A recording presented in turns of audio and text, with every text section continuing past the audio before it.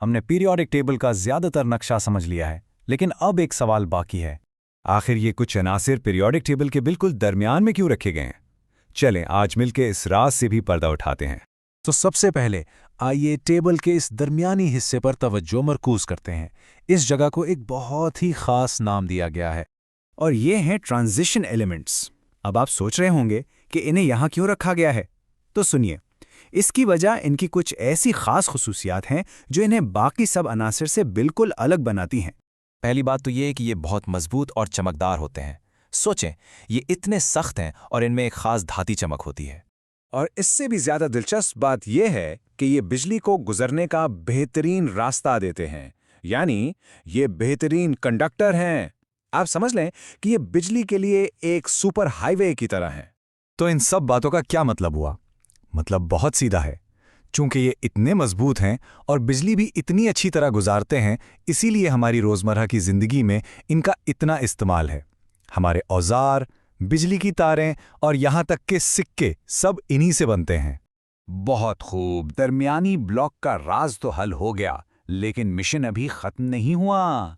अब periodic table की एक और पुरस्कार जगह की तरफ बढ़ते हैं। ये वो अनासिर हैं जो बिल्कुल नीचे अलग थलग रखे गए हैं। इन्हें कहते हैं स्पेशल ब्लॉक्स। यहाँ आपको दो कतारें नजर आएंगी। ऊपर वाली कतार लैंथेनाइट्स की है और नीचे वाली एक्टिनाइट्स की। इनके नाम भी इनकी तरह ही खास हैं, है ना? लेकिन यहाँ सबसे बड़ा सवाल फिर वही है, आखिर उन्हें बाकी टेबल से अलग थलग सबसे नीचे क्यों रखा गया है? चले एक लम्हे के लिए सोचते हैं, क्या होगा अगर हम इन ब्लॉक्स को उठाकर वापस उनकी असल जगह पर यानी पीरियोडिक टेबल के अंदर डाल दें? आप जो देखेंगे वो आपको वाकई हैरान कर देगा। तो अब जरा ध्यान से देखें।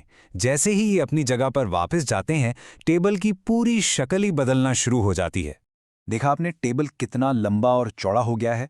अगर इन अनासिर को उनकी असल जगह पर ही रखा जाता तो हमारा पीरियोडिक टेबल इतना फैल जाता कि इसे एक सफ़े पर पढ़ना या समझना तकरीबन नामुमकिन हो जाता। और बस इसीलिए चीज़ों को आसान और साफ सुथरा रखने के लिए साइंसदानों ने उन्हें अलग से नीचे रखने का फैसला किया, ताकि पीरियोडिक टेबल की जानी पहचानी शक्ल मुनज़्ज़म रहे। यहाँ एक और अहम बात जानना ज़रूरी है। इन खास ब्लॉक्स में से कुछ अनासिर, ख़ास तौर पर एक्टिनाइट्स, रेडियो एक्टिव होते हैं।